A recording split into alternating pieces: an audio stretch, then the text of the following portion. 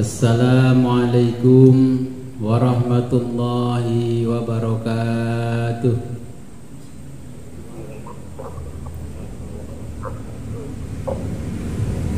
Bismillahirrahmanirrahim. Alhamdulillahi rabbil alamin. Wassalatu wassalamu ala ashrafil anbiya'i wal mursalin wa ala alihi wa sahbihi ajma'in. Amma ba'du, la khawla wa la quwwata illa billahil aliyyil azim. Alhamdulillah, pada malam hari ini kita diberikan kenikmatan oleh Allah Subhanahu wa ta'ala yang sangat luar biasa, sehingga kita pada malam hari ini bisa kembali ngaji kitab Bidayatul Hidayah. Sebelum kita mulai pengajian ini, marilah kita berkirim Fatihah terlebih dulu kepada junjungan kita baginda Nabi besar Muhammad SAW. Semoga kita telah mendapatkan syafaat dari beliau.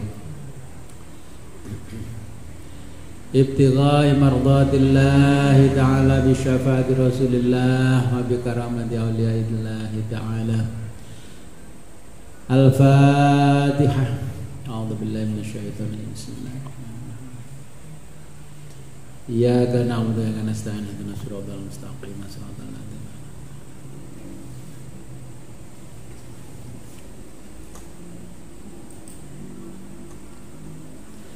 ila hadratin Nabil Mustafa Muhammad sallallahu alaihi wasallam wa ala alihi wa azwajihi wa auladihi wa dzurriyyatihi wa ahli baitihi wa ashabihi al-kiram.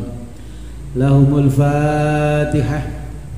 A'udzu billahi minasyaitonir rajim. Bismillahirrahmanirrahim. Iyyaka na'budu wa iyyaka nasta'in.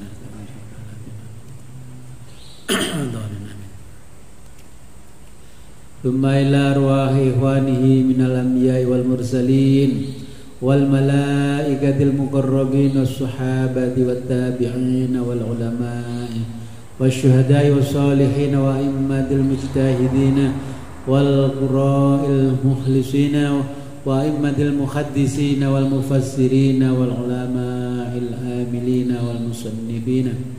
Lahumul Fatihah.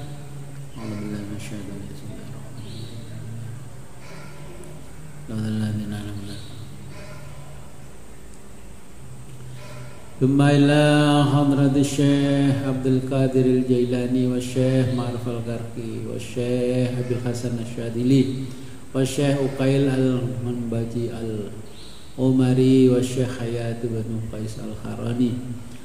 لهم الفاتحة.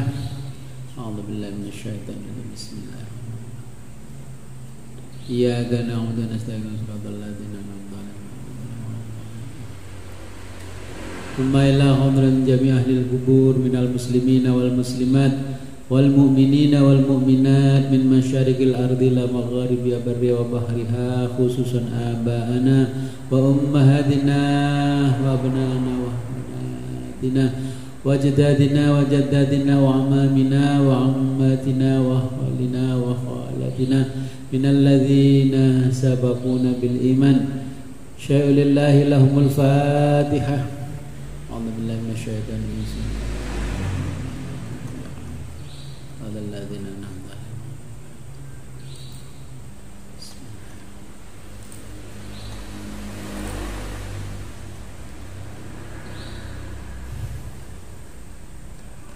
Wasumma ila ruhi muallif kitab Bidayatul Hidayah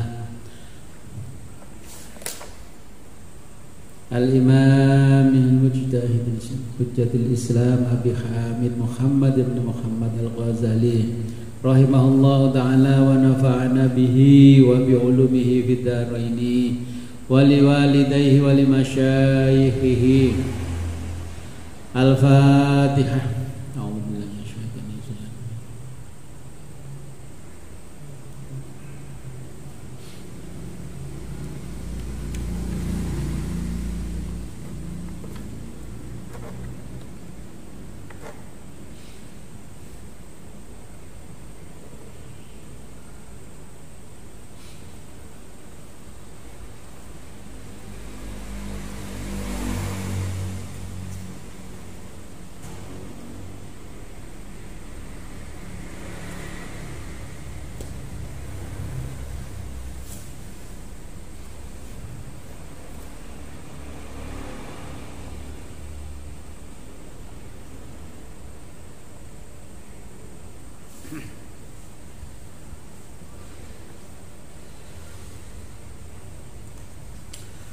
sampai halaman 33 nih.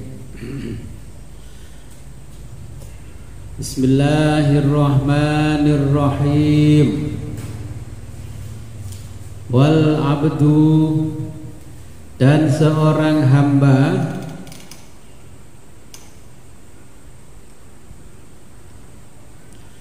fi haqqi, yang memiliki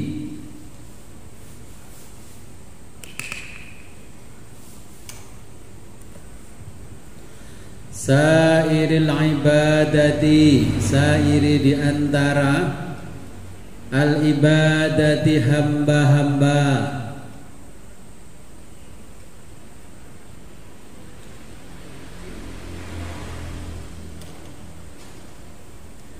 lahu, memiliki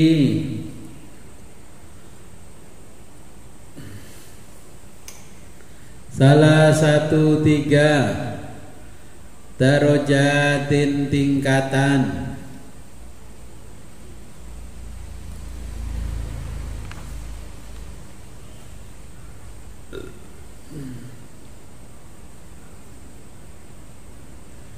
Al-ula, pertama,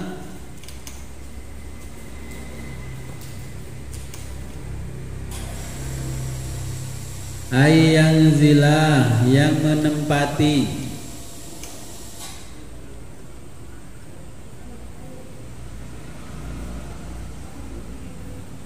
fi haqqihim, pada sisi hamba,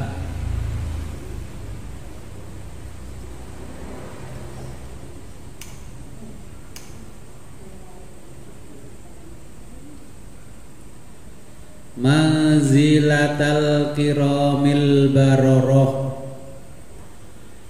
manzilata, tingkatan, al kiramil baroroh, tingkatan kiramil baroroh, ya, ini nama tingkatan. Al kirami artinya mulia, al baroroh artinya sukses. Minal malaikati, dari golongan malaikat,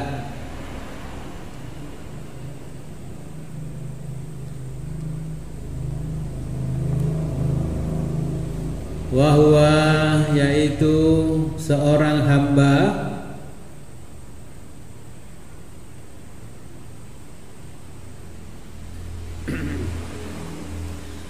ayyas'a, sibuk keliling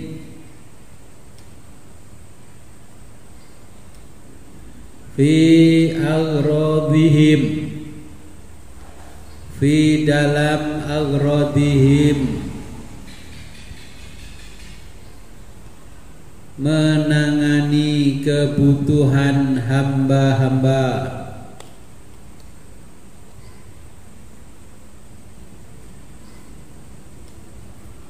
Rizqon, rizki,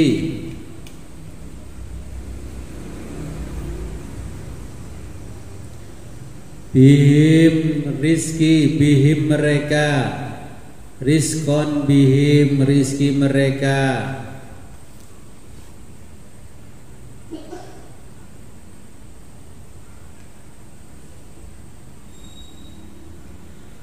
Wa idkhalan, dan memasukkan lissururi, rasa menyenangkan,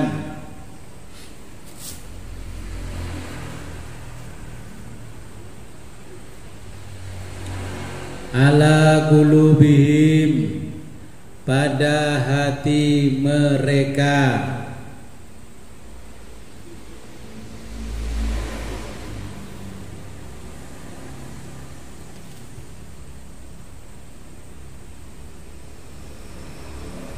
As-saniyatu, kedua,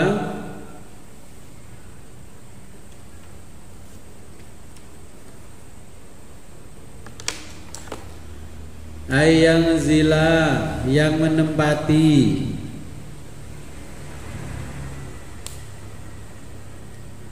fi hakihim, fi pada hakihim sisi hamba, fi hakihim pada sisi hamba-hamba.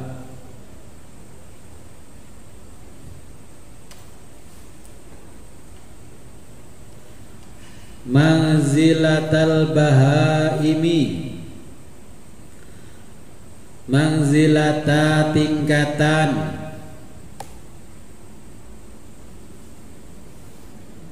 al bahaimi binatang ternak,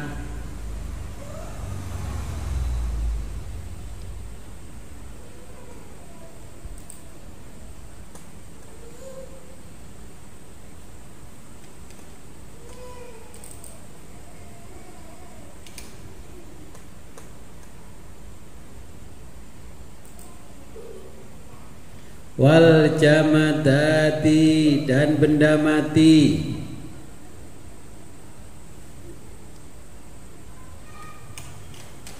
fala maka tidak,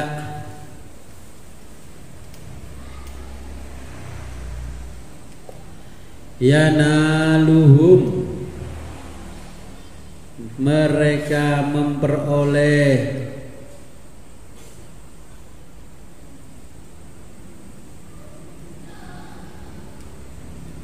khairuhum kebaikan darinya,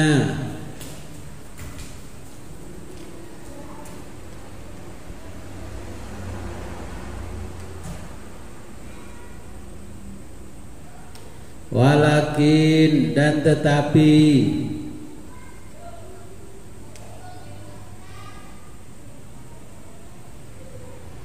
anhum mereka mendapat,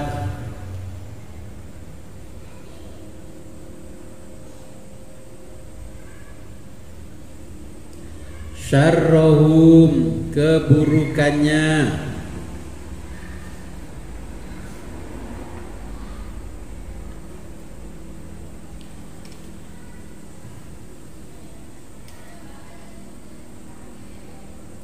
asali satu ketiga,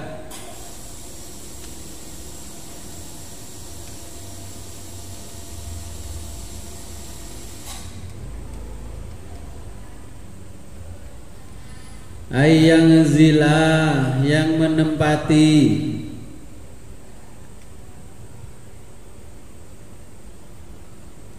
fi haqqihim pada sisi-sisi hamba,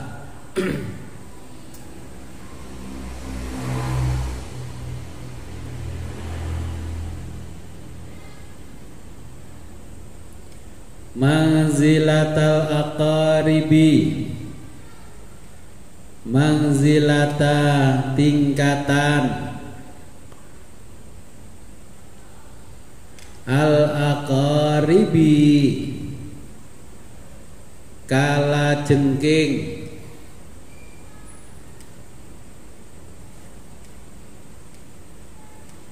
wal hayati dan ular,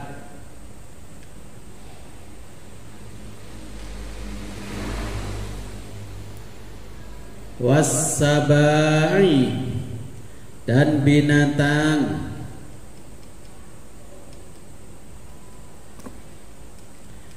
al-dzarriyati yang membahayakan,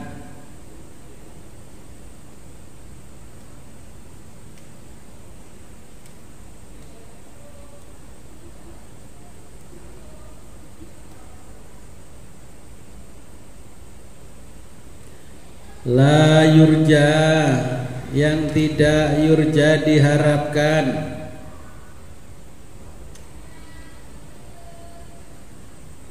khairuhu kebaikannya,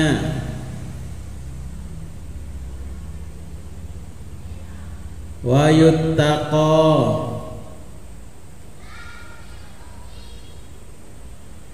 wa yuttaqa dan dihindari,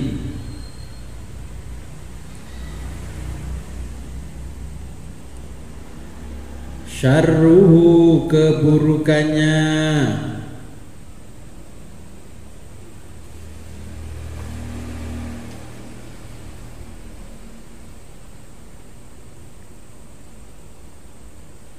fa illam takdir, fa illam jika kamu tidak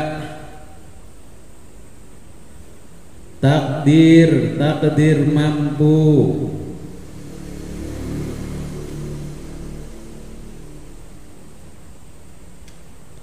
ala untuk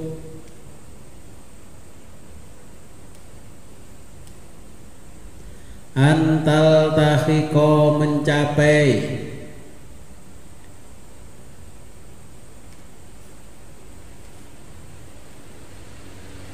bi ufuqil malaikati, bi ufuqi cahaya al malaikati malaikat,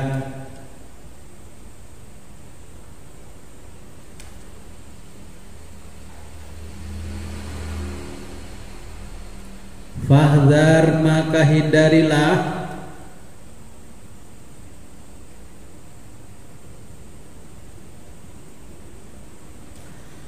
antanzila jatuh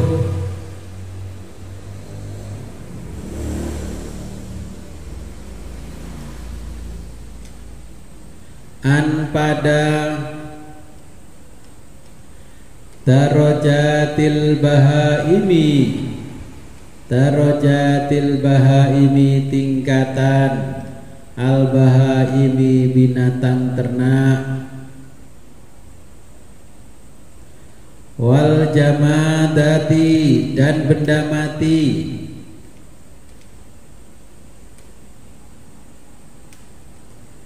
ila darajatil aqaribi, ila ke darajati tingkatan al aqaribi kala jengking,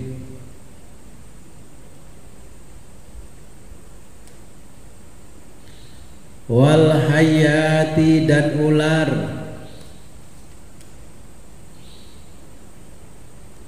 wassibai dan binatang, adz-dzarriyati yang membahayakan,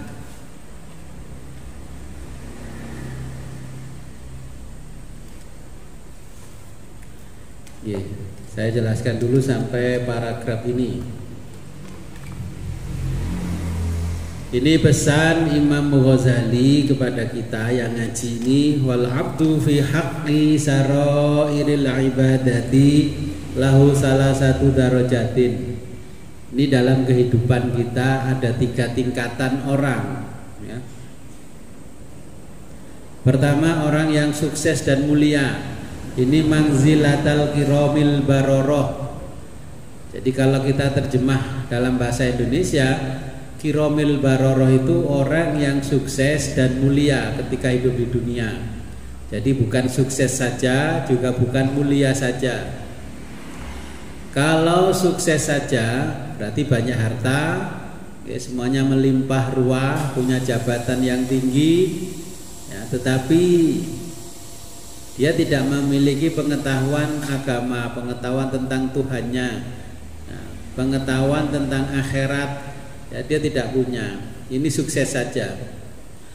Kalau mulia saja berarti orang pinter agama dan sebagainya, memiliki pengetahuan tentang akhirat, tapi kehidupan di dunianya sangat fakir ya, sangat miskin. Nah, ini mulia saja. Jadi Nabi tidak menginginkan umatnya sukses saja atau mulia saja. Jadi yang diinginkan, yang diharapkan oleh Nabi adalah sukses dan mulia. Wa huwa ayasa fi a'radihim rifqan bihim. Nah, orang yang sukses dan mulia itu sibuk berkeliling menangani kebutuhan hamba-hambanya. Ya, kalau kelihatan orang di sekitarnya ada yang nggak mampu, sudah nggak tunggu orang bengok-bengok nulis di status. Ya, jarine jiwa penolong, ono wong bengok-bengok menengai. Nah, jadi nggak perlu seperti itu. Jadi ketika kita melihat, mendengar ada orang yang dalam kondisi susah, ya kita bantu. Ketika bantu tidak perlu bertanya begini, sampean Islam apa enggak? Siapapun yang ada di dekat kita, baik itu orang Islam atau non Muslim, ya tetap wajib kita bantu. Contohnya ada kecelakaan di jalan, nah, kita mau menolong tanya dulu, kamu Islam apa bukan? Bukan Pak, ya udah kalau bukan Islam kamu nggak saya tolong. Nah ini namanya nggak mulia. Ya, jadi kita harus sukses mulia. Kita selalu berkeliling melihat kebutuhan orang-orang di bawah kita. Kalau perlu disantuni, dibantu dan dibantu. Wa idkhalan lisururi, ya. Dan kita memberikan kegembiraan kepada orang lain. Ya. Ala qulubihim, pada hati mereka. Ya, kita senangkan hatinya. Ya, tidak hanya dikasih parcel. Kadang orang menyenangkan hati orang lain itu kasih makanan, kasih ini, ya. Apapun diwujudkan makanan. Kadang orang nggak butuh makanan, kita harus peka dengan kebutuhan orang lain. Oh, orang itu yang dibutuhkan bukan makanan, tapi yang dibutuhkan adalah uang. Jadi kasih uang, jangan selalu dikasih makanan. Ya, kadang orang itu ada yang kalau sama makanan itu dermawan, luman bahasa Jawanya. Tapi kalau sama uang pelit. Nah, ini kita harus berimbang. Kata Imam Ghazali, untuk membahagiakan mereka harus berimbang. Oke, kadang dikasih makanan, ya kasih uang. Kalau bisa ya kasih makanan juga dikasih uang, supaya hati mereka. Kenapa begitu rahasianya? Kita kalau terbiasa beramal baik pada seseorang, pada orang fakir, miskin, anak yatim, sehingga ketika pada waktu itu kita nggak datang, ya, di hari tertentu yang biasanya kita datang nggak datang, padahal ketidakdatangan kita itu karena celaka. Nah, mereka yang biasanya kita kunjungi mendoakan, kenapa bapak sama ibu ini kok nggak datang ya? Mudah-mudahan di jalan tidak ada apa-apa. Ya, seharusnya kita celaka, tapi karena didoakan orang yang biasa kita baiki, kita bahagiakan hatinya, mereka berdoa untuk kita, yang seharusnya kita ini tadi ditakdirkan celaka, Allah mendengarkan doa-doa mereka supaya kita mengunjungi mereka, didoakan sehingga kita tidak selamat. Ya, sehingga karena doa itu akhirnya Allah menyelamatkan kita yang seharusnya kita celaka. Oke, jadi itu namanya as-shadaqatu tadfa'ul bala.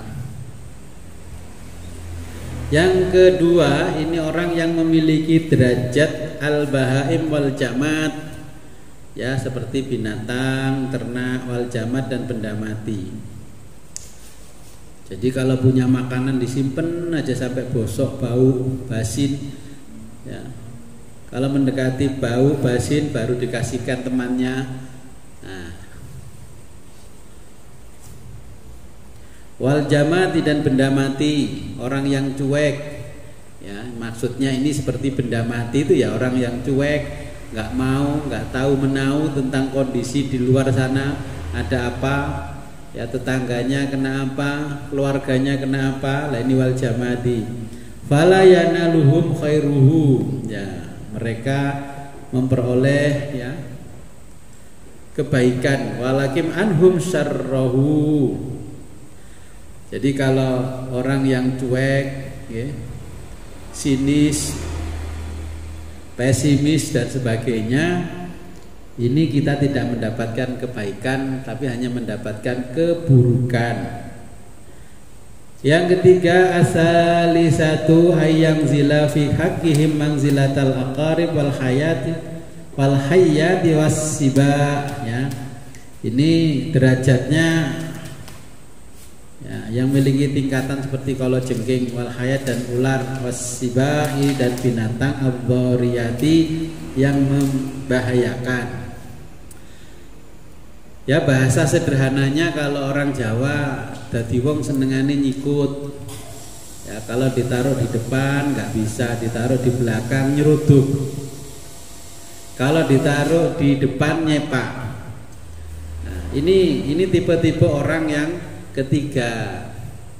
Biasanya kalau nggak dijadikan ketua, ngerasani enang ketuane. Ya, kalau dijadikan ketua nggak becus, nggak punya kemampuan. Ini orang yang digambarkan ya seperti aqarib, kalajengking, wal hayat dan ular. Jadi kedatangan mereka tidak diharapkan, kepergian mereka diharapkan. Ya, kalau filsafatnya orang Jawa, tekone diarep-arep, lungone ditangisi. Kalau ini enggak, kepergiannya diharapkan, kedatangannya tidak diharapkan. Ini levelnya orang yang ketiga. Wala yurja khairuhu. Jadi orang itu tidak diharapkan kebaikannya, malah dihindari keburukan-keburukannya. Wis aja kumpul wong kuwi garakno susah ae. Ya, jadi ini tipe yang ketiga dikasih gambaran oleh Imam Ghazali. Fa illam takdir, jika kamu tidak mampu ala antalah tahiqa untuk mencapai bi ufukil malaikati dengan cahaya malaikat, fahdar, maka hindarilah ayam zila anid darajatil bahaim wal jamati. Hindarilah derajatnya binatang buas, wal jamati dan benda mati. Ya, contoh yang sederhana saja. Kita punya kebiasaan itu kalau melihat orang sekarang kan kemana-mana bawa makanan, ngemil ya. Istilahnya orang sekarang ngemil. Nah, ngemil itu dari sisi agama nggak disukai. Ya, itu diibaratkan sama dengan binatang buas, mangan kayak itu loh, kayak apa binatang yang dikelut di kandang dan makan aja ngemil, kemana-mana bawa makanan. Ya, di kamar ada makanan, di mobil ada makanan, dimanapun ada makanan. Seakan-akan kalau ketinggalan makanan dunia ini tidak berarti. Ya. Jadi hindari, mendingan tidak usah ada makanan. Karena nanti membuat kita ngemil. Kalau perutnya gendut, nah katanya kalau terlalu banyak makan. Ya memang karena karakter yang melekat adalah bahaim, binatang buas. Oke, kalau nggak makan nggak puas. Wal jamadati dan benda mati. Ya, ila darajatil aqarib. Jadi ini dihindari. Ya. Akhirnya apa? Ya banyak makanan mubazir dibuang. Mau dikasihkan orang kayaknya nggak pantas, sisa kita. Mau dimakan terlalu kenyang, akhirnya dibuang. Kadang-kadang ya mubazir itu kasihan. Karena apa kata Allah, innal mubadzirina kanu ikhwanas syayatin. Ya, orang-orang yang suka memubadzirkan barang itu temannya setan. Saya kadang-kadang dapat undangan ya, walaupun rapat, walaupun ini, waduh, orangnya cuma 10-20, makanannya satu meja penuh. Itu satu meja penuh dengan menu yang beragam, macam-macam menu, paling yang diambil sedikit-sedikit. Akhirnya sisanya itu kan mubadzir. Nah, ini mau berkah bagaimana? Karena kita mengalami hal-hal yang seperti binatang buas dan benda mati. Maka tidak akan mendapatkan keberkahan-keberkahan dalam hidup kita. Kenapa Imam Ghazali seperti itu? Imam Ghazali itu mengajarkan kepada kita menjadi hamba Allah yang berkualitas. Oke. Tidur itu aja pingin yang kualitas, masa ibadah tidak berkualitas. Jadi hamba Allah yang berkualitas ini yang diajarkan Imam Ghazali. Ya, mengharapkan kepada pembaca kitabnya kita menjadi hamba yang berkualitas. Bagaimana kita menjadi hamba yang berkualitas? Ya harus berilmu dan berpengetahuan. Nah, ini saya singgung ilmu pengetahuan dulu. Yang pertama, ya kalau kita ingin menjadi hamba yang berkualitas. Imam Ghazali itu mengajarkan tentang filsafat, ya, tasawuf, ilmu fikih.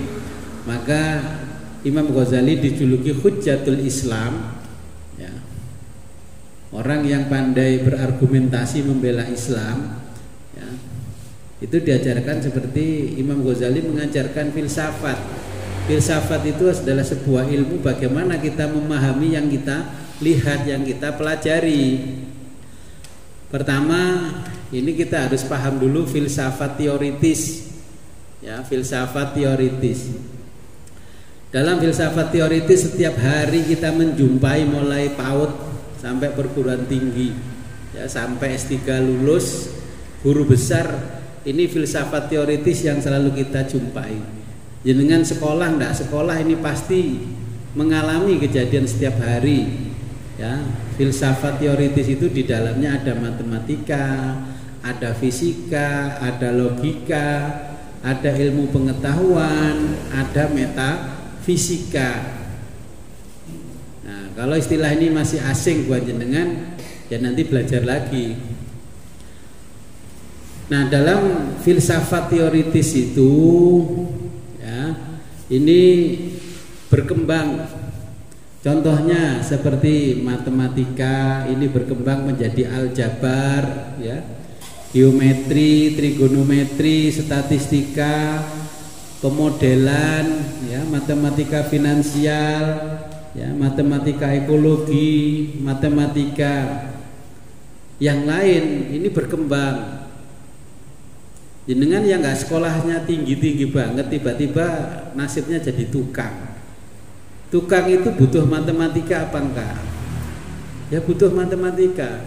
Dulu nggak ambil jurusan matematika, fakultasnya MIPA, nggak jurusan matematika. Kalau jadi desainer, jadi model, ya sekecil-kecilnya ada di tukang jahit, ya butuh matematika. Ketika pelanggan itu menginginkan model yang begini-begini, ya matematika kanggo, ya terpakai, fisika terpakai, logika kita terpakai, ya. Nah, kemudian ilmu pengetahuan terpakai. Ketika yang namanya klien kita minta model yang aneh-aneh, ya kita kan berimajinasi dengan ilmu pengetahuan yang ada di akal kita. Apa yang diminta dia? Oh seperti ini, seperti ini, ya. Kemudian di dalam metafisika, yang tidak dijangkau oleh akal, tapi ini berhubungan sekali dengan kehidupan kita. Metafisika berkembang jadi biologi, ya. Tadinya kan nggak tahu. Tadinya kalau ada orang sakit di zaman jahiliyah, kupinge budek bengung, ya katanya waduh kowe dirasani wong ya kupinge bengung. Itu zaman filsafat jahiliyah. Kalau kupingnya bengung, dodone duk disantet wong ki. Padahal dalam metafisika, ilmu metafisika yang berkembang jadi biologi, jadi kedokteran, ya, jadi anatomi dan sebagainya sampai kedokteran spesialis. Ketika telinga kita bengung, itu bukan seperti yang disampaikan orang Jawa dirasani wong ndak. Berarti jantung Anda ini sedang ada gangguan, makanya telinganya bengung. Ya, dengan bengung-bengungnya telinga itu artinya Allah memberikan kode bahwa organ tubuh kita yang namanya jantung itu ada gangguan. Okay. Kemudian yang kedua ini ada filsafat praktis. Ya, kalau nggak tahu dua filsafat ini kita nggak akan bisa menjadi hamba yang sempurna. Filsafat praktis itu di dalamnya ada etika, ada hukum, ada ekonomi, ada politik. Ya, filsafat praktis ini berkembang menjadi ini etika, ya, etika. Kalau di dalam Islam namanya akhlakul karimah, ya, akhlak. Kalau di Barat namanya moral, kalau di Jawa namanya toto kromo, ya, budi pekerti. Nah, itu masuk di dalam etika. Jadi ketika kita bicara akhlak, ya, akhlak itu harus mengikuti akhlak yang diajarkan oleh Nabi, bukan akhlak yang diajarkan selain dari Nabi. Contohnya kalau di dalam etika ini ada manajemen diri, ya, manajemen diri. Kita harus bisa mengelola diri kita, ya, diri yang selalu bergelut dan bergulat dengan diri kita. Nah, kemudian setelah kita mampu membangun manajemen diri, ini ada manajemen keluarga. Sosok keluarga yang kita bangun bagaimana etikanya, akhlakul karimahnya mengikuti Kanjeng Nabi, ya, apapun yang diajarkan mengikuti Kanjeng Nabi. Kemudian yang lebih besar lagi namanya manajemen sosial, ya, ini secara seluruhnya.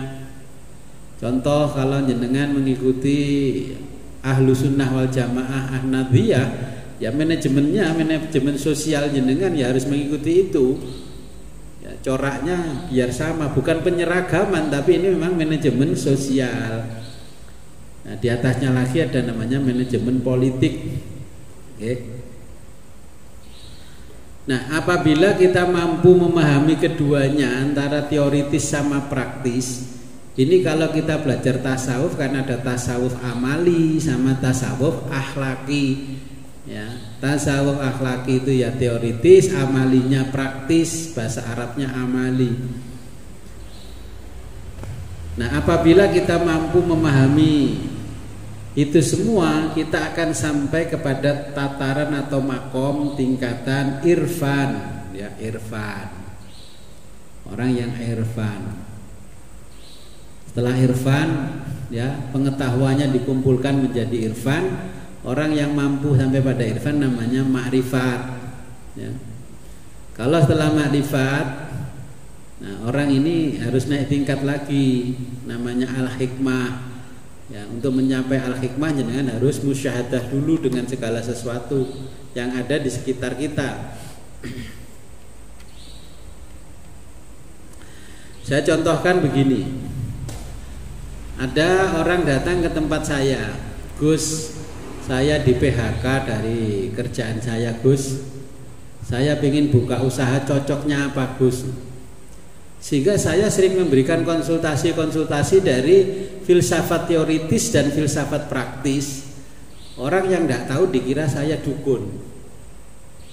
Padahal yang saya sampaikan kepada orang yang datang ke saya itu adalah dua hal. Yang pertama adalah filsafat teoritis. Ya, ini yang keterkaitannya pada diri orang itu, ya.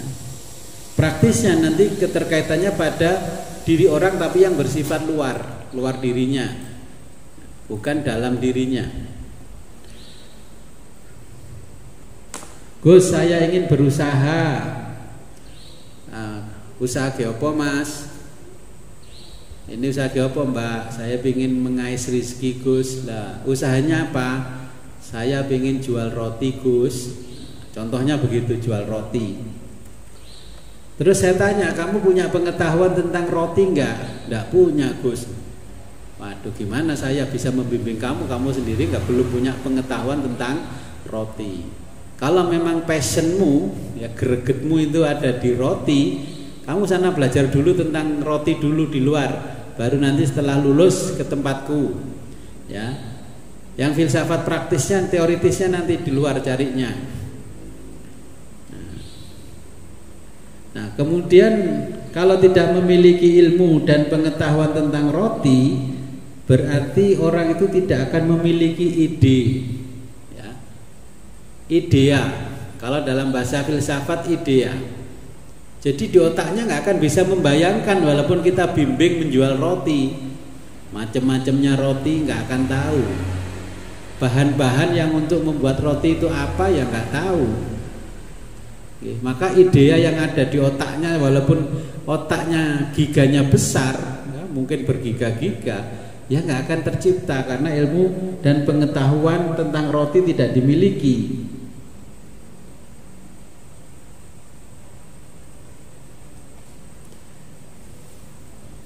Nah, langkahnya berarti kita harus mencari ilmu dan pengetahuan tentang roti.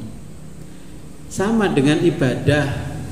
Kalau kita ibadah tidak punya ilmunya, ya, Sholat pun contohnya kalau nggak tahu ilmunya, ya akhirnya Allahu Akbar, ya Allahu Akbar kabir sampai selesai. Assalamualaikum warahmatullahi wabarakatuh. Kita nggak punya ide sama sekali karena itu sudah taklid buta, mengikuti orang-orang terdahulu yang mengajarkan buah bener boga, pokoknya didulangi wong biyen. Ya. Jadi nggak punya ilmu dan pengetahuan tentang agama, berarti ibadah itu sifatnya hanya ritual saja. Ya. Jadi kan sholat jengkang-jengking itu ya artinya ritual saja, karena nggak memiliki pengetahuan tentang ibadah. Sholat itu untuk apa, ini untuk apa? Ya. Jadi tidak tahu maknanya sholat, apalagi bisa merasakan nikmatnya ibadah sholat. Nah, berikutnya kalau kita sudah mengetahui ilmunya dan pengetahuannya, kita harus mencari yang namanya forma. Ya, forma itu kalau dalam ilmu filsafat namanya forma. Jadi langkah berikutnya ini kita harus menemukan forma. Forma ini adalah sesuatu yang ada pada diri kita, ya, bukan merupakan salinan atau turunan dari sesuatu yang lain. Jadi ini ada forma, ya. Ada satu hal, kalau komputer itu kan, nah kalau HP sajalah, di situ HP kan ada Androidnya, ya. Di situ ada perangkat keras, perangkat lunak di dalamnya, ya. Kemudian formanya itu adalah HP-nya itu, yang bisa menampung segalanya. Nah, itu bukan turunan dari yang lain. Yang ada di dalam kita, diri kita. Allah sudah menciptakan forma yang ada di dalam diri kita itu nggak sama dengan orang lain. Maka bahasa sederhananya begini, itu di pasar kan ada orang jualan jejer-jejer, semuanya jualan buah semuanya, ya, meracang semuanya, itu kelontongan semuanya. Nah, kata filsafatnya orang Jawa, wis gak usah khawatir, gak usah khawatir karena rezeki itu sudah dibagi oleh Allah, nggak mungkin keliru. Itu bahasa sederhananya. Kalau bahasa ilmu pengetahuannya, karena di setiap diri manusia itu ada forma yang sangat potensial, ya. Jenengan punya potensi yang besar, kalau tidak digunakan ya tidak akan bisa, ya. Ini yang ada di forma. Gak akan keliru Allah memberikannya kepada kita, kepada orang lain, jangan khawatir, ya. Bukan seperti produsen mobil, ya, produsen kendaraan bermotor, produsen HP menciptakan satu produk A, tipenya A sampai 100, ya semuanya sama. Kalau Allah menciptakan manusia 1 sampai 100, forma yang ada di dalam dirinya nggak akan sama, semuanya berbeda-beda. Nah, itu bedanya Allah dengan manusia.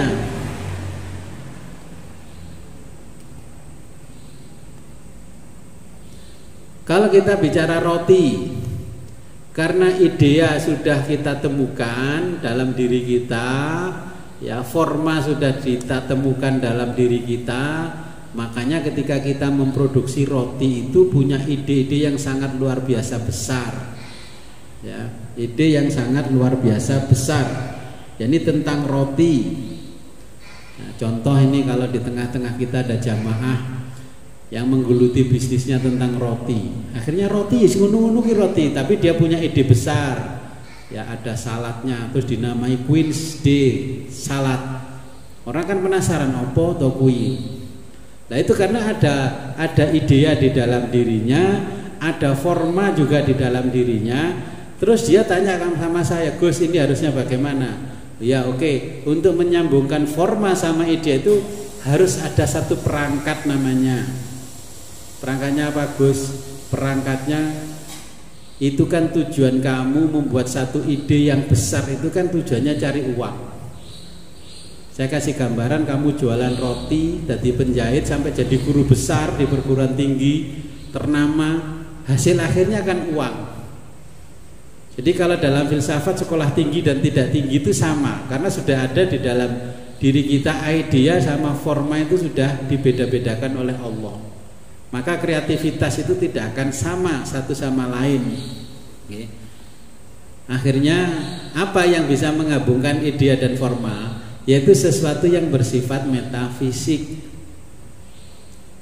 Besi sama besi itu dijejer-jejer, kalau nggak ada magnetnya berarti nggak akan lengket, nggak akan kelet.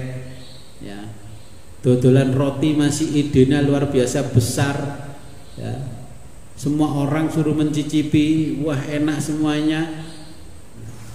Ketika dia promo enak, tapi ketika dijual bebas ternyata nggak ada orang yang tertarik. Nah, karena apa? Di situ di dalam roti yang keluar dari idea dan forma yang besar tidak ada efek namanya hipnosis, ya orang gak ketagihan.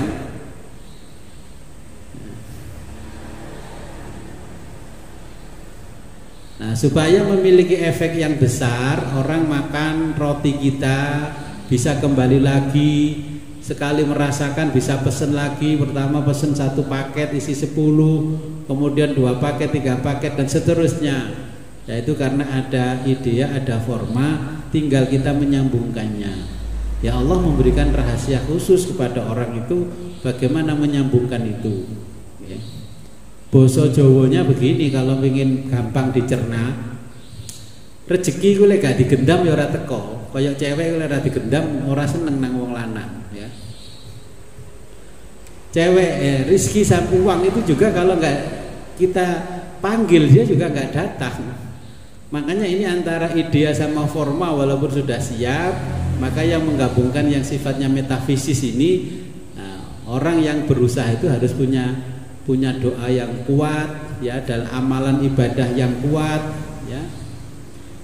Nah, kalau orang Jawa menyebutnya penglaris, ya. Kalau di Islam tidak ada penglaris, tapi ada doa untuk memperlancar rizki, dibacalah doa itu. Karena yang punya rizki itu adalah Allah yang maha memberi rizki, Ar-Razak. Maka kalau kita ingin menggabungkan forma dan ide menjadi besar, supaya bisa bertemu sesuai keinginan kita, kalau rizki ya dipanggillah, ya Razak, ya Razak, ya Razak, ya Razak, ya Razak, kan begitu. Ya itu contoh terkecilnya. Sehingga kita bisa merasakan bagaimana menjadi orang yang berkualitas. Kalau jualan roti, ya dari roti punya toko kecil sampai besar, sampai punya karyawan, nah itu namanya kan meningkat jadi yang berkualitas. Hamba pun sama, dalam ibadah pun sama, jangan hanya ibadah yang bersifat ritual saja. Ya, ibadah yang bersifat spiritual harus kita temukan. Ini yang dimaksud oleh Imam Ghazali, tidak hanya ibadah itu bersifat ritual tapi bersifat spiritual.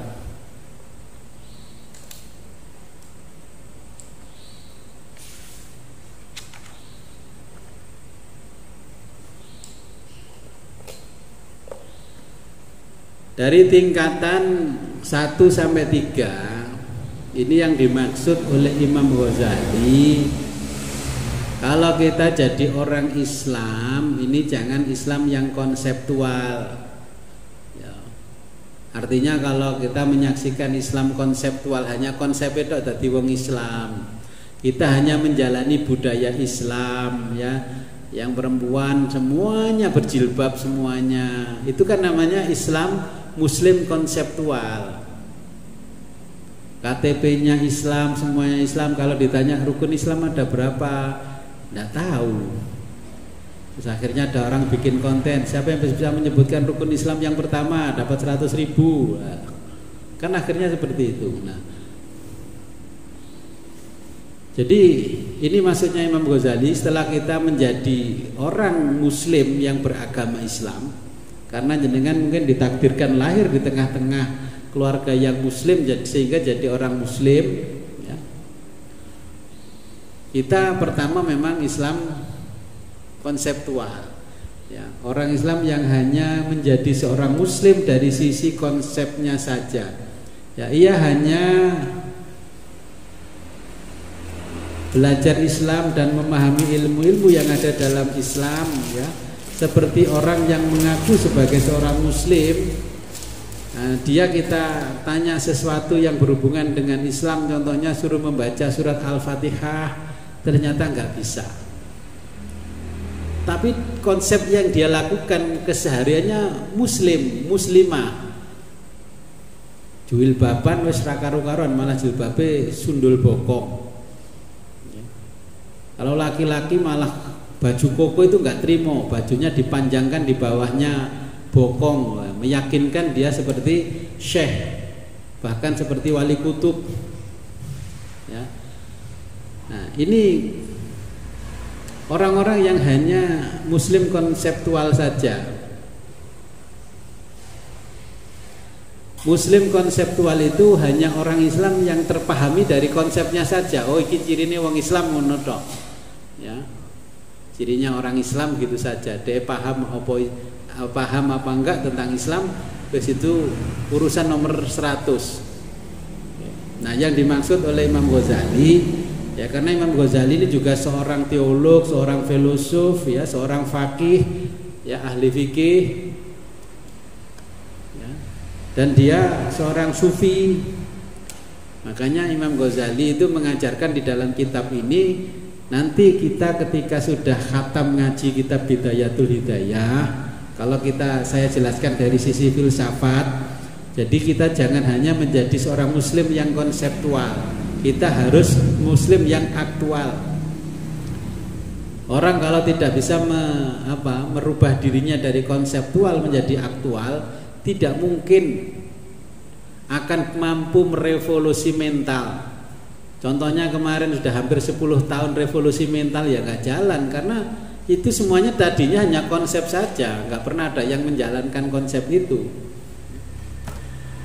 Jadi seorang muslim yang aktual ini adalah orang yang mampu mewujudkan konsep Islam pada dirinya. Oke, dan pada diri orang tersebut muncullah ornamen-ornamen keislamannya. Oke.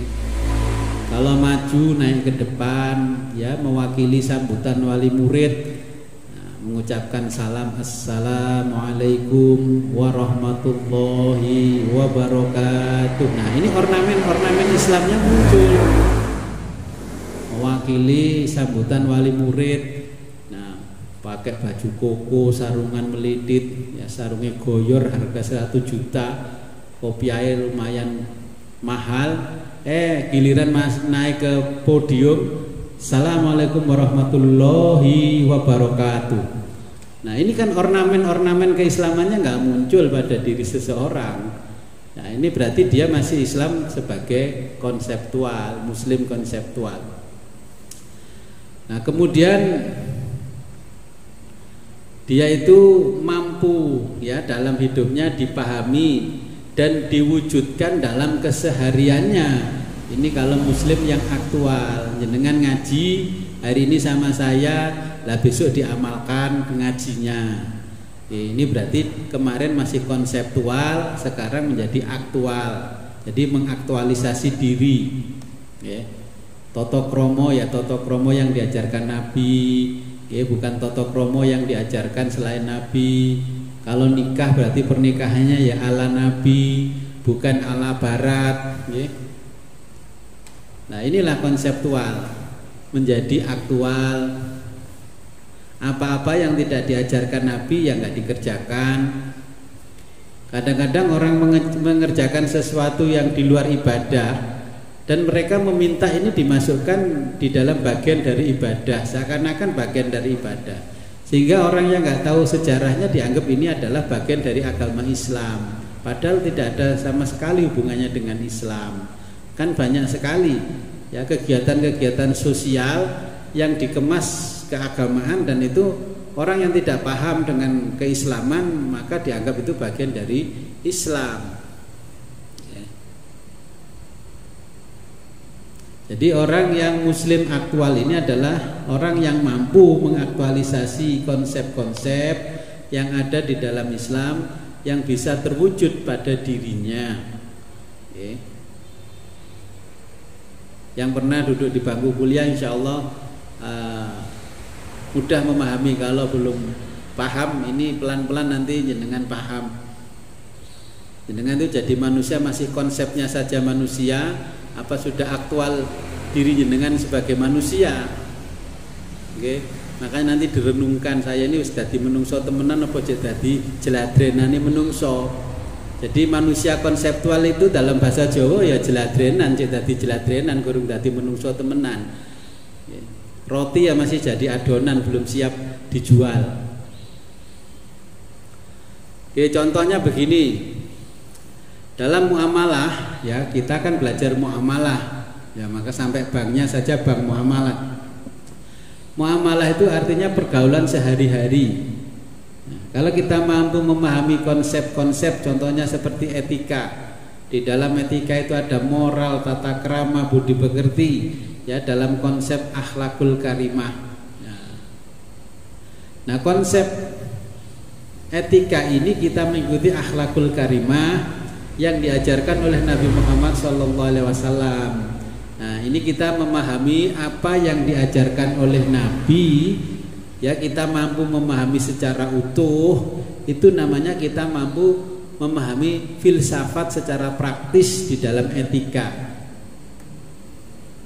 Contoh begini, kalau di Jawa orang jundu kepala orang lain tidak sopan, ya. Tapi kalau di Eropa jendul dase kancane itu tidak masalah. Tapi ketika pegang bokong itu jadi masalah, bisa dipidana. Nah, ini kan masalah akhlakul karimah. Contoh kalau di Jawa nabrak orang sampai mati dihukum. Tapi kalau di Papua nabrak babi malah dihukum nabrak orang mati, nggak apa-apa. Hukumannya ringan.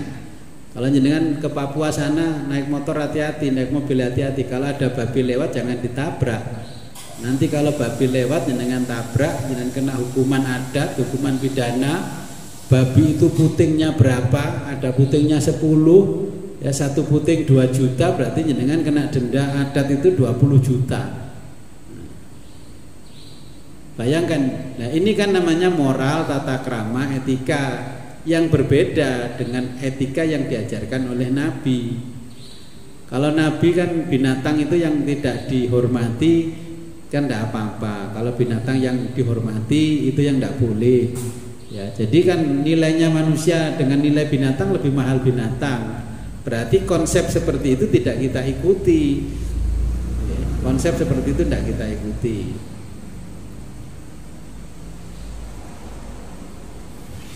Jadi yang kita ikuti dalam muamalah, contohnya kalau konsepnya akhlakul karimah ya mengikuti Nabi. Kalau berdagang ya mengikuti Nabi cara dagangnya. Nabi dagangnya jujur, ya. Tidak pernah Nabi dagang tidak jujur. Nabi bangun pagi kemudian berangkat berdagang, ya. Waktu menjelang siang itu Nabi sholat duha, ya. Memohon kepada Allah dilancarkan rezekinya.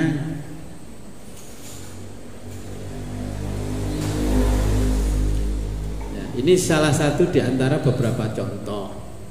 Ya, di dalam perbuatan kita sehari-hari juga mencontoh Kanjeng Nabi. Contohnya kalau kita masuk masjid, masuk rumah, yang didulukan kan kaki kanan. Ya, yang didulukan kaki kanan. Kalau keluar masjid, keluar rumah, yang didulukan apa? Kaki kiri. Ya, kemarin yang ngaji hadis Bukhari Ibnu Abi Jamroh itu kan kaki kiri. Nah, ini tentang akhlak, tentang moral. Nah, bagaimana ketika kita keluar dari masjid? Nah, apakah kaki kiri kita langsung masuk ke sendal? Padahal memakai sendal dianjurkan memakai yang kanan dulu. Jadi kalau keluar dari masjid, kaki kiri kita keluar terus menginjak sandal, sandalnya diinjak yang kiri, jangan dipakai dulu.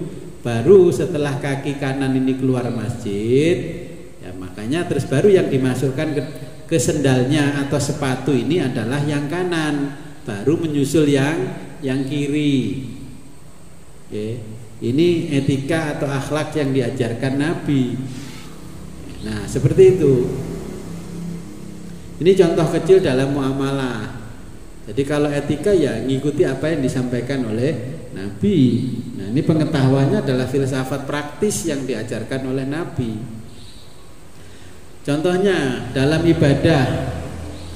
kita mampu memahami konsep-konsep yang diajarkan oleh Nabi Muhammad SAW, ya, memaknai makna ibadah, ya, dalam konsep fikih, memahaminya dalam konsep yang khusyuk, ya. Kita memahami ibadah ya harus dengan fikih. Kalau ingin khusyuk ya berarti belajarnya tasawuf. Ya, di situ ada tasawuf akhlaki, ada tasawuf amali. Kalau tasawuf akhlaki yang penting jenengan sholat, ya, bajunya bersih, tempatnya bersih, sudah wudhu dan sebagainya dianggap sah menurut fikih. Nah, kemudian yang amalinya itu tadi bajunya dibeli pakai uang haram apa uang halal. Nah, itu urusannya kan beda di luar fikih. Kalau fikih tidak memandang itu. Fikih itu masih baju colongan digawe sholat tetap sah menurut fikih. Makanya ketika kita sholat di masjid, masjid ini kok bagus, ini dibangun oleh orang soleh apa dibangun oleh koruptor, itu ranahnya sudah tasawuf kalau tanyanya begitu. Kalau tanyanya fikih, pokoknya ada masjid ya sudah, sholat di situ dihukumi sah. Nah, kemudian kita dapat memahami kita sholat ini tidak hanya mengenal siapa, ya, yang sholat, ya, kita kan sholat setiap hari, makna-makna ritualnya sudah kita pahami. Kemudian berikutnya kata Imam Ghazali ini makna spiritualnya yang harus kita pahami. Makna ritualnya dengan ritual setiap hari kan sudah hafal, sholat 5 waktu itu dari subuh sampai isya kan sudah hafal. Itu makna ritualnya. Makna spiritualnya antara yang menyembah dan yang disembah harus sama-sama mengenal. Nah, kalau jenengan makna ibadahnya sebagai makna ritual saja, berarti hanya kenal nama, tidak kenal yang punya nama. Nah, berarti ibadahnya belum ada nilainya kata Imam Ghazali, karena hanya menyembah kekosongan. Nah, makanya derajatnya harus ditingkatkan kata Imam Ghazali, menjadi derajatnya, ya, yang ufuknya cahayanya sampai kepada malaikat. Ya minimal kita sampai pada derajat al-kiramil baroroh, ya.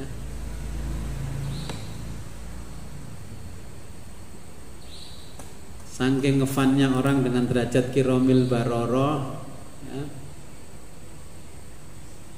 sampai diabadikan menjadi nama anaknya, cucunya al-kiramil baroroh.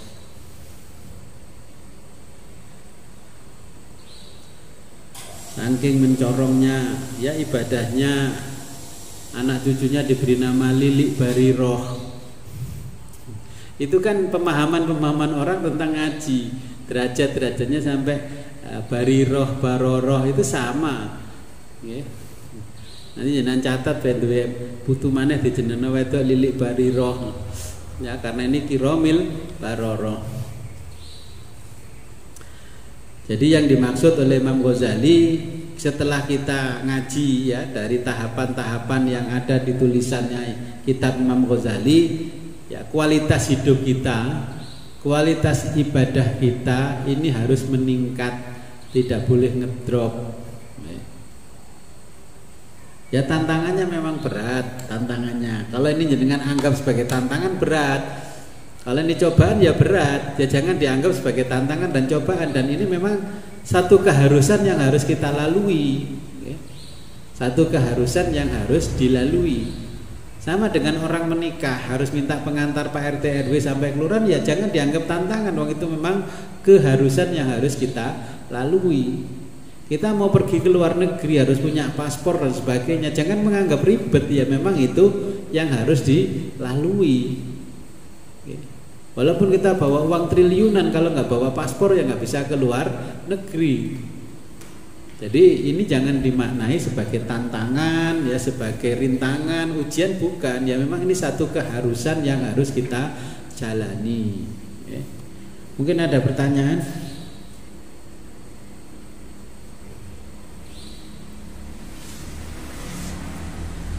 Intinya pada malam hari ini kita jadi muslim konseptual, ya, setelah ngaji menjadi muslim yang aktual. Oke.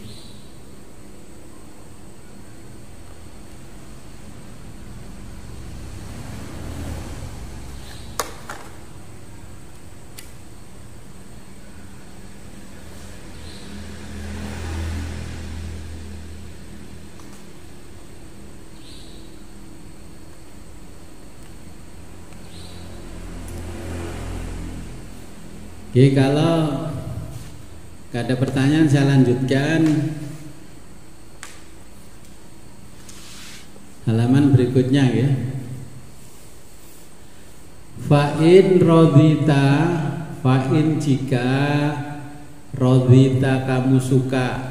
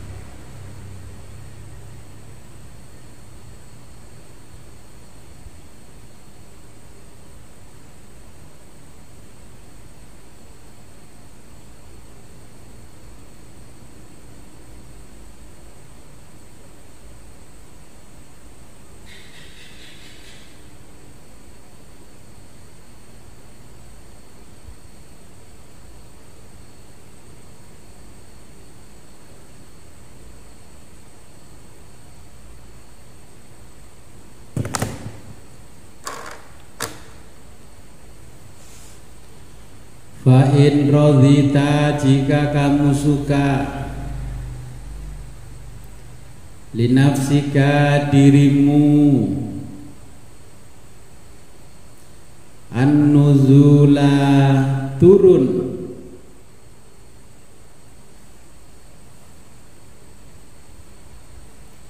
min a'la dari tingkatan tinggi, illiyina paling tinggi, jadi yang tinggi dan paling tinggi.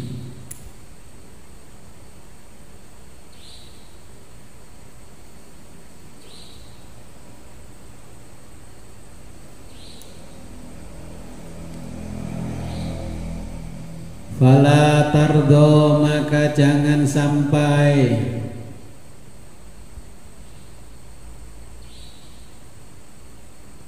laha dirimu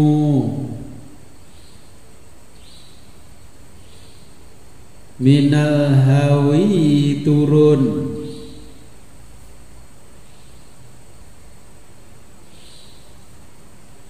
ila pada asfala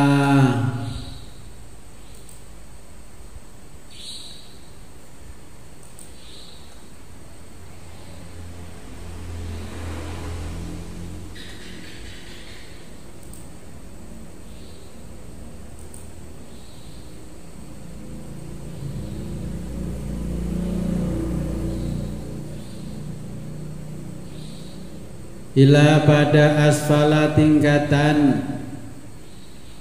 safilina paling bawah atau paling rendah.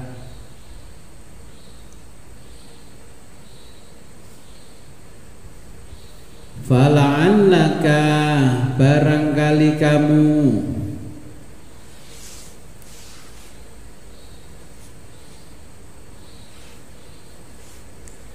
tanju bisa selamat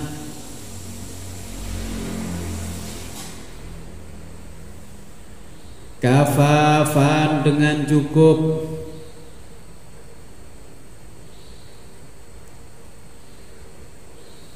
lalaka tanpa ada yang menolongmu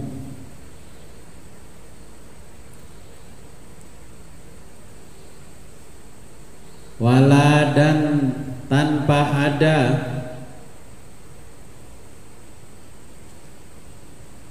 Falaika yang mencelakaimu,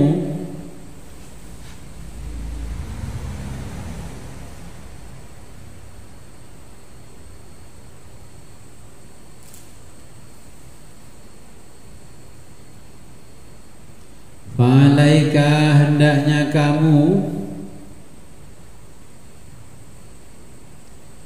fi dalam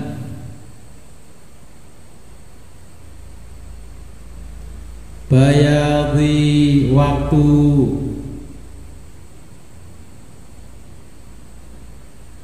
naharika siangmu,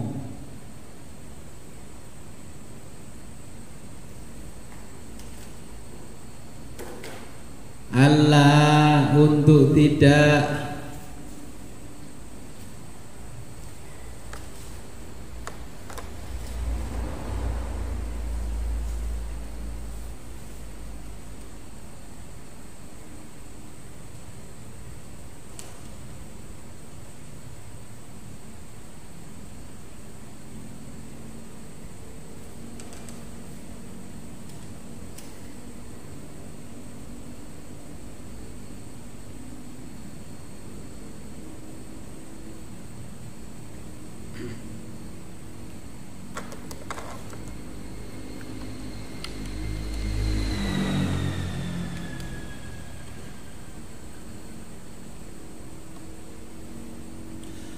Allah untuk tidak tashtagil menyibukkan diri illa kecuali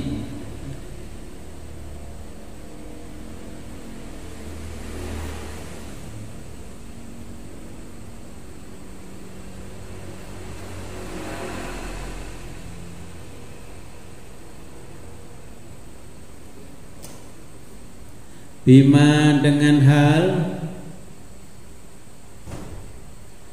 yang fa'uka yang bermanfaat bagimu,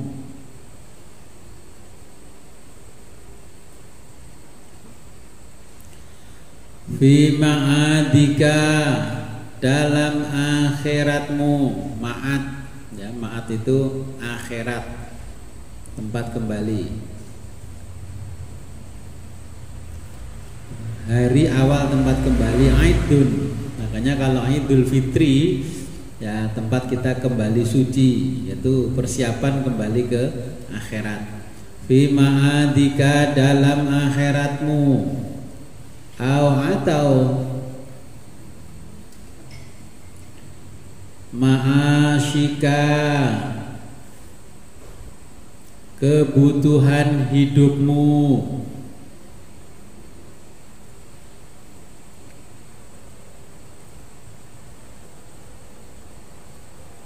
alladzi yang la tastagni la tidak bisa tastagni lepas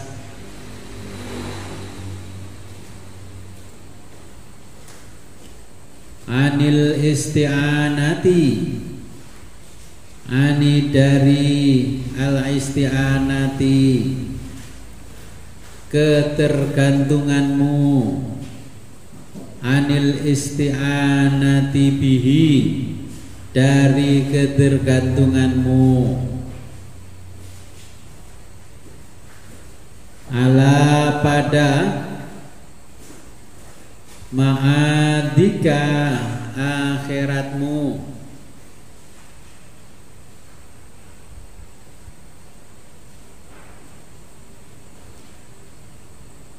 fa'in kalau kamu ajasta tidak mampu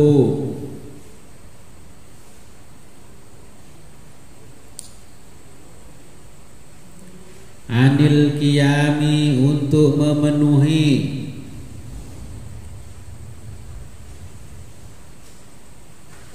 bihaqqi hak, hak dalam bahasa Indonesia hak. Jadi bahasa Indonesia itu juga dari bahasa Arab hak. Bihaqi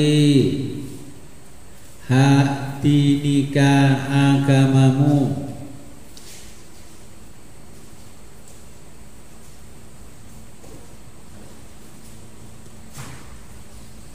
Ma'a beserta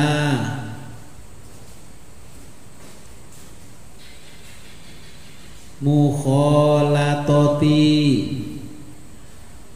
bersosialisasi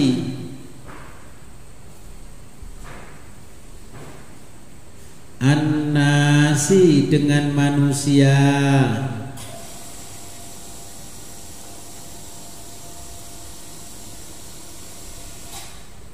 wal kunta dan kamu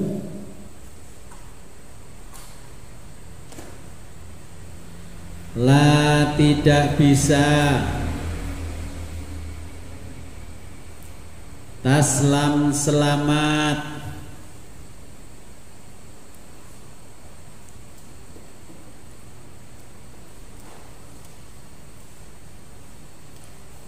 fal uzlatu maka uzlah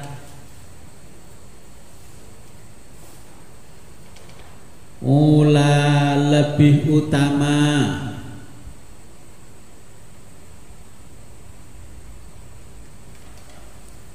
fa'alaika maka kamu akan selamat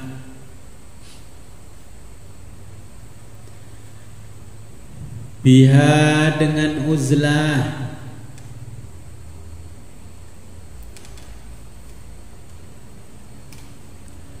fafiha di dalam uzlah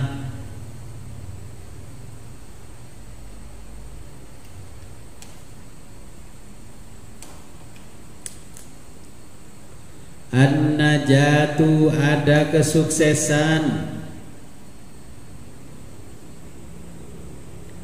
wassalamatu dan keselamatan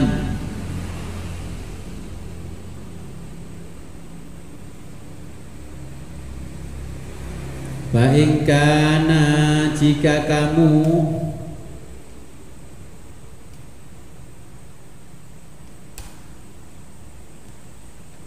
Ba'ingkanatil wasawisu Ba'ingkanat jika kamu al-wasawisu mengalami godaan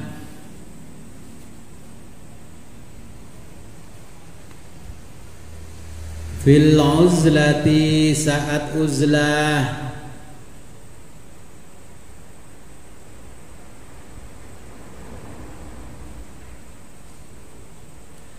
tujadzibuka yang menarikmu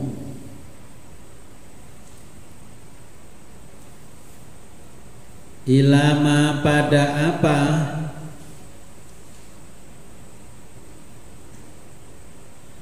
la yardo yang tidak diridhoi la yardallahu ta'ala yang tidak diridhoi oleh Allah ta'ala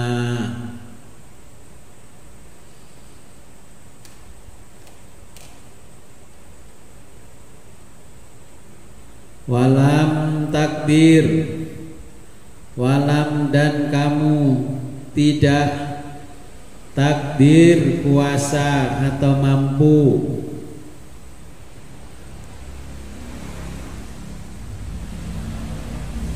ala untuk qam'iha menahannya biwadhaifil ibadati biwadhaifi dengan rutinitas al ibadati ibadah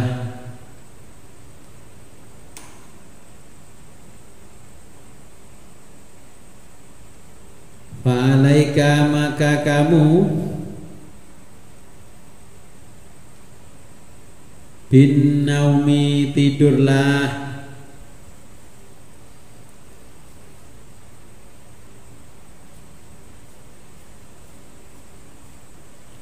Fahuwa maka tidur adalah ahsanu yang baik,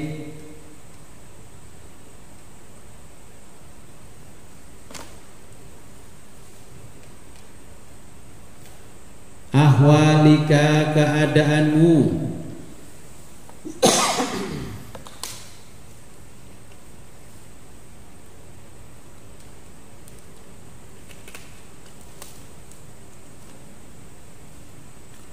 wa ahwalina dan keadaan kami,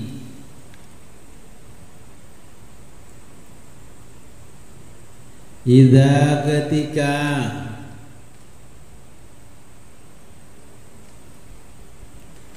ajasna kami tidak bisa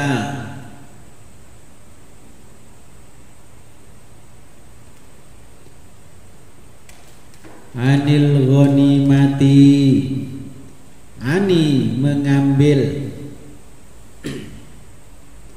al ghanimati sesuatu yang berharga,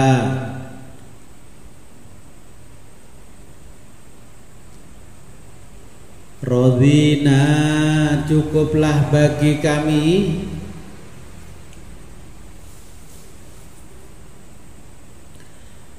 bisalamati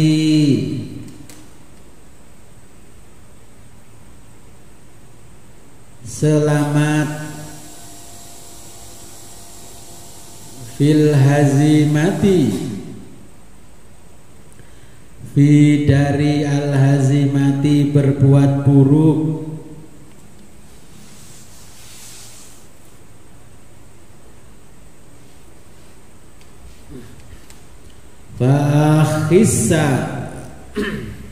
Fakhissa sungguh hina,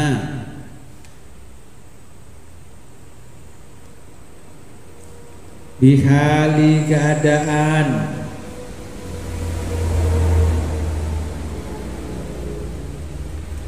salamatu yang selamat,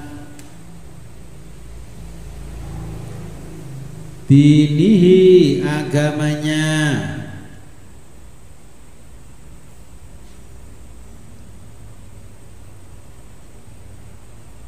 fi ta'tili hayatihi, fi untuk ta'tili memperjuangkan hayatihi hidupnya,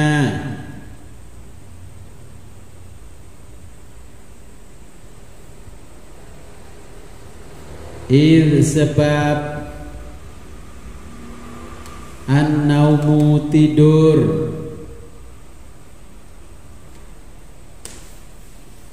akhul mauti,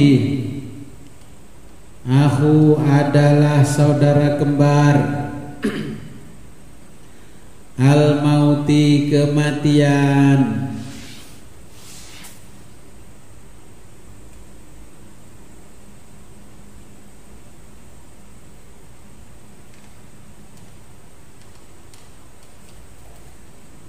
wahwa tidur adalah ta'tilu memperpanjang, ta'tilul hayati memperpanjang al hayati hidup,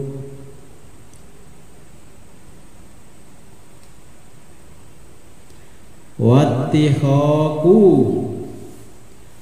dan menyamakan diri, waltihoku dan menyamakan diri,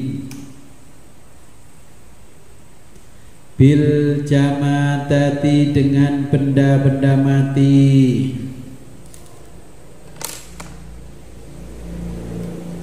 wallahu a'lam bishawab.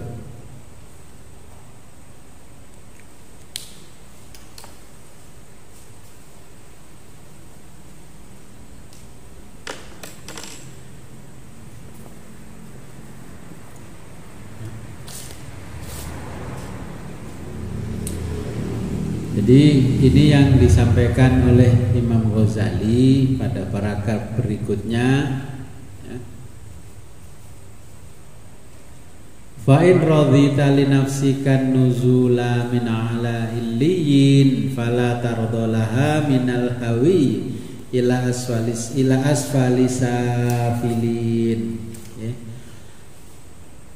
Jadi kita sebagai manusia ya harus mempertahankan dan memperjuangkan konsep kemanusiaan ya, supaya kita tetap berada di derajat yang tinggi. Jangan sampai derajat kita sama dengan derajatnya binatang buas, binatang yang membahayakan ya. Jangan sampai diturunkan pada derajat asfala safilin. Jadi Imam Ghazali juga mengatakan fala'an laka tanju kafafan ya, kalau kamu bisa selamat cukup dengan lalaka tanpa kamu yang menolong, wala alaika dan tanpa ada yang mencelakai kamu. Jadi kita hidup di dunia ini jangan terlalu pede ya. Terlalu pede juga enggak baik. Karena apa? Terlalu pede itu kan bahasanya orang Barat itu overconfidence ya, pede confidence. Kalau terlalu pede ya overconfidence. Karena fala alaika fi bayadhi naharika alla tashtagila illa bima yang fauka fi ma'adika au ma'asyika ya. Jadi kita ini hendaknya ya dalam waktu-waktu siang kita tidak terlalu banyak menyibukkan diri dengan sesuatu yang tidak bermanfaat ya. Kalau siang ada waktu longgar ya gunakanlah untuk mencari ilmu yang bermanfaat. Sekarang ilmu kan sudah disebar di mana-mana. Di medsos kita tinggal klik mendengarkan ceramahnya Ustadz ABC ya. Tapi kita mendengarkan ceramah di medsos lebih sedikit daripada kita menggeser-geser menu Facebook ya, menggeser-geser IG dan sebagainya. Jadi kalau membuka IG lebih banyak daripada membuka menu-menu ibadah.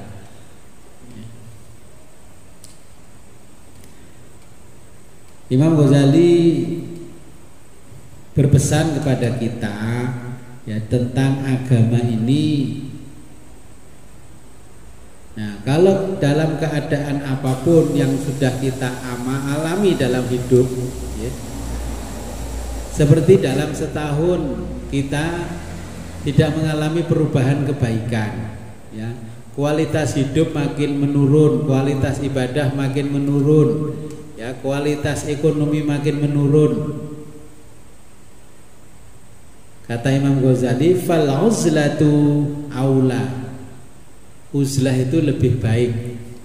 Ya, karena apa? Kita uzlah itu artinya meninggalkan hiruk pikuk duniawi. Bukan pergi dari dunia ini kita menuju planet lain dah.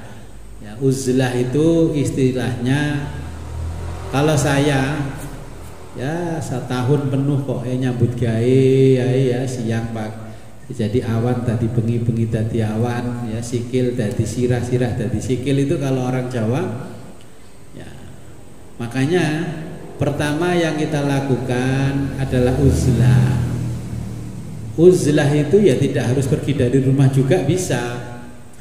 Kalau setiap hari kita makan saja ya, mungkin karena makanan-makanan ini yang membuat kita nggak sukses dalam kehidupan dalam segala hal ya, puasalah. Gak mampu puasa ngebleng 40 dino ya puasa Nabi Dawud. Sekarang puasa, besok enggak puasa atau puasa Senin Kemis. Nah, uzlah itu menambahkan kecerdasan pada diri orang secara mental juga secara spiritual. Ini orang uzlah. Kalau punya waktu banyak, punya uang banyak ya, uzlah dibarengi dengan kholwat. Kholwat itu menyendiri. boleh di hutan, boleh di tepian sungai atau di tepian laut. Jadi supaya kita mengembalikan energi kita bisa seperti semula, maka kita harus uzlah sama harus kholwat dan menjalani hidup zuhud. Ya. Zuhud itu orang yang dunia ini tidak membuat hatinya risau. Ini orang-orang zuhud. Ya, dunia dianggap biasa lah. Ya, tidak dianggap serius banget namanya dunia. Tapi ketika saya bicara dunia jangan dianggap serius banget. Orang pasti menolak. Ya. Yang dianggap serius kata Imam Ghazali fi ma'adika. Akhiratmu itu yang harus kamu seriusi karena hidupmu tidak mungkin 100 tahun, 200 tahun.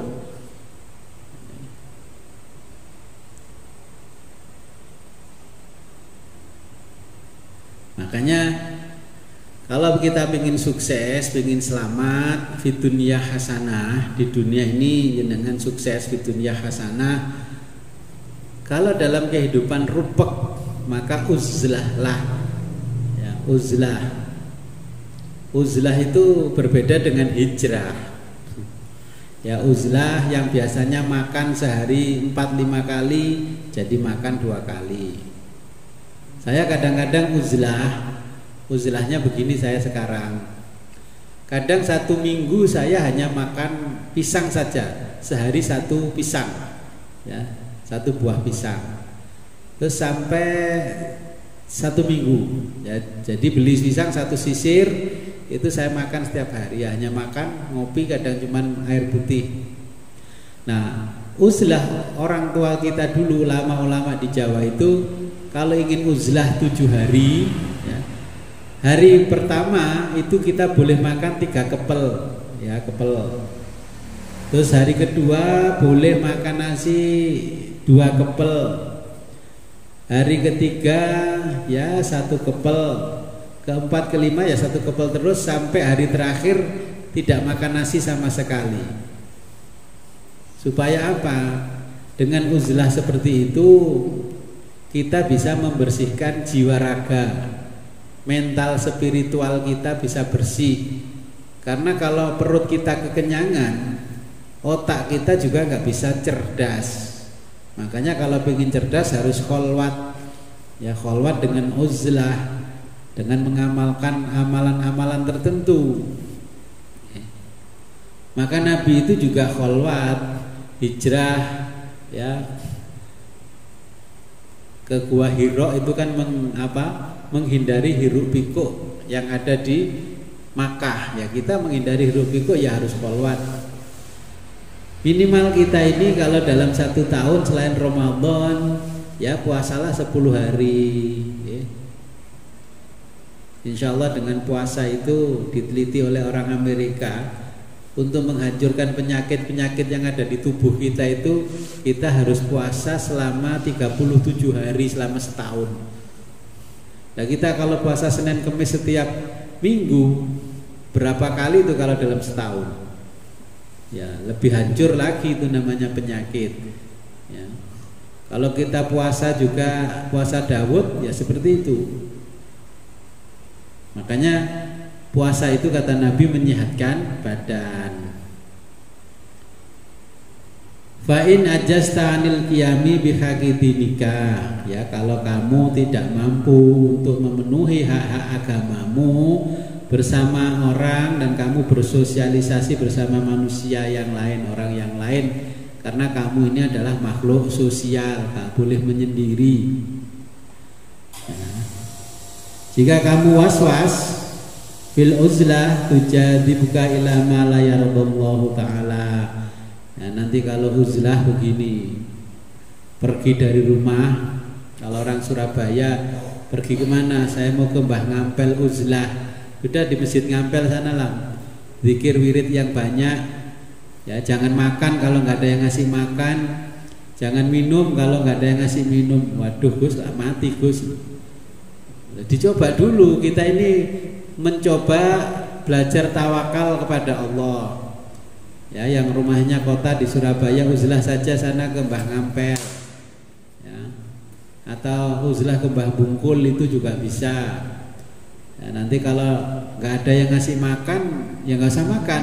Makanlah kalau ada yang ngasih makan, minumlah kalau ada yang ngasih minum. Biar kita paham ritme rizki yang diberikan Allah kepada kita. Jangan ngerokok kalau nggak ada yang ngasih rokok. Ya, ini uzlah. Kalau yang rumahnya Gresik ya ke sana lah, ke tempatnya Sunan Giri dan sekitarnya. Ya, kalau Lamongan dan sekitarnya ya ke Sunan Derajat dan sebagainya sampai ke Mbah Bonan. Nah, ya seperti itu yang harus dilakukan supaya agama kita juga selamat.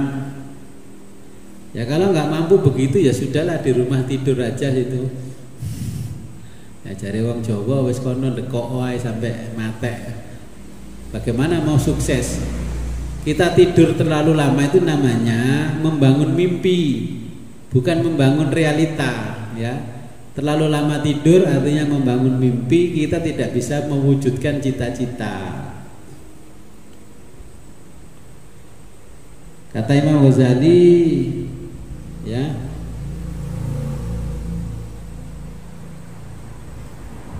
kita tidak bisa mengambil sesuatu yang baik bahwa aksanu, ya,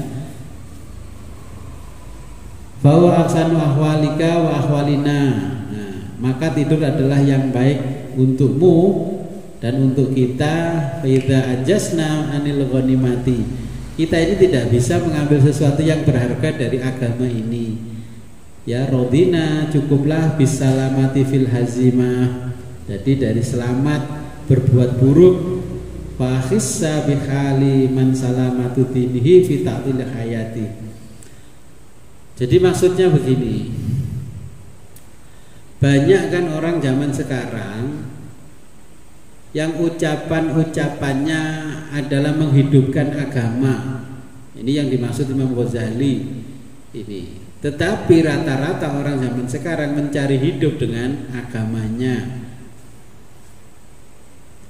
Ya di bawah lagi, kalau sebuah organisasi, ya orang mengatakan saya menghidupkan organisasi A, ya tapi ternyata dia juga mencari hidup dengan di dalam organisasinya. Nah, ini ya sudah diisyaratkan oleh Imam Ghazali dari tahun ke tahun dulu.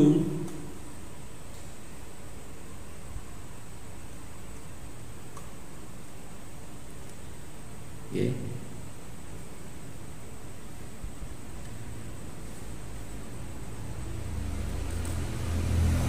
Makanya ini Imam Ghazali selalu berpesan kepada kita, ya, kualitas hidup kalau bisa kita menghidupkan agama, tidak mencari hidup dengan agama. Okay.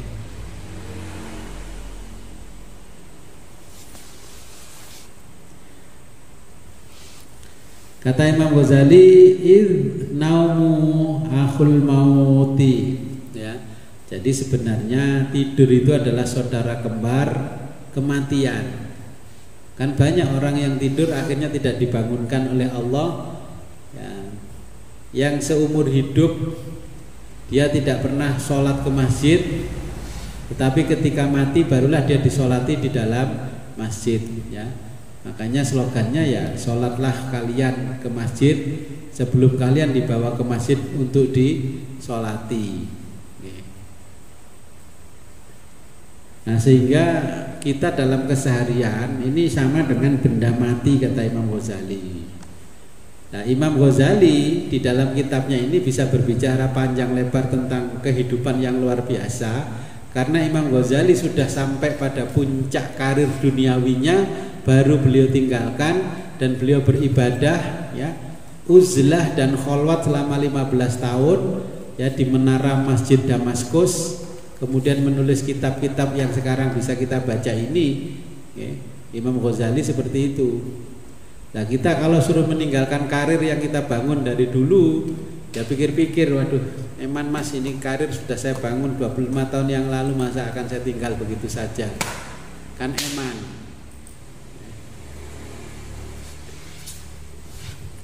Jadi kira-kira itu yang bisa saya jelaskan, ya. Mungkin ada pertanyaan?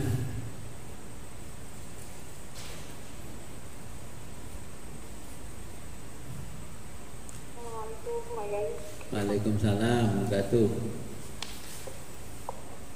Ustaz Uslah Pak ini. Oke. Kalau untuk seorang istri, kalau seorang istri itu bagaimana? Apa perlu izin seorang suami atau gimana? Kalau puasa ini. Oke. Tadi sudah dijelaskan di Islam itu kan ada akhlakul karimah, ya, ada adab, namanya etika. Etika yang diajarkan oleh Nabi, seorang istri keluar rumah itu harus izin suami. Kalau suaminya bekerja bagaimana? Ya sekarang sudah canggih, ada WA. Pak, aku mau keluar dulu jemput anak-anak sekolah. Ya itu minimal kan seperti itu. Itu akhlakul karimah yang diajarkan Nabi. Ya walaupun suaminya bekerja, ala wong bojoku kerja ae harus metu busak busuk. Ya. Jadi kalau mau uzlah ya harus atas izin suami. Uzlahnya kemana? Oh mungkin mau kholwat di dalam kamar 3 hari nggak keluar kamar, hanya zikir wirid, ya, untuk menenangkan jiwa. Ya itu pun juga harus atas izin suami kalau perempuan. Ya, apapun yang dilakukan atas izin suami. Walaupun itu puasa sunnah Senin Kemis, kalau suaminya nggak mengizinkan, oleh Allah nggak akan diterima puasanya Senin Kemisnya. Oke. Jadi apapun yang dilakukan oleh istri harus seizin suami. Suami juga harus mengizinkan kalau memang itu tujuannya baik, kecuali kalau tujuannya tidak baik. Kalau suaminya juga sama-sama ngaji ilmu tasawuf begini, oh ya sudah tahu mau uzlah berapa lama? Aku mau puasa selama 6 bulan berturut-turut gimana? Wah, kalau perempuan puasa 6 bulan berturut-turut itu menghilangkan hak-hak suami, juga menghilangkan hak-hak perempuan. Jadi kalau sudah 6 bulan berturut-turut, perempuan harus merelakan, kata Imam Ghazali ini, mala yardadallahu, harus merelakan hak-haknya diambil orang lain. Ya. Jadi walaupun itu ibadah, tetap itu atas izin suami. Kalau kita mengikuti apa yang diajarkan oleh Nabi, ya, di dalam pelajaran etika atau akhlak, ya, yang kita bangun sesuai dengan Nabi. Oke, kira-kira begitu.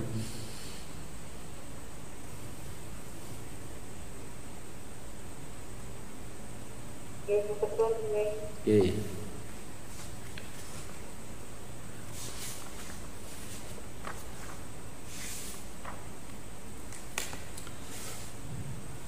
Oke, kalau nggak ada pertanyaan, sebelum kita akhiri, ya, marilah kita berdoa kepada Allah. Mudah-mudahan apa yang kita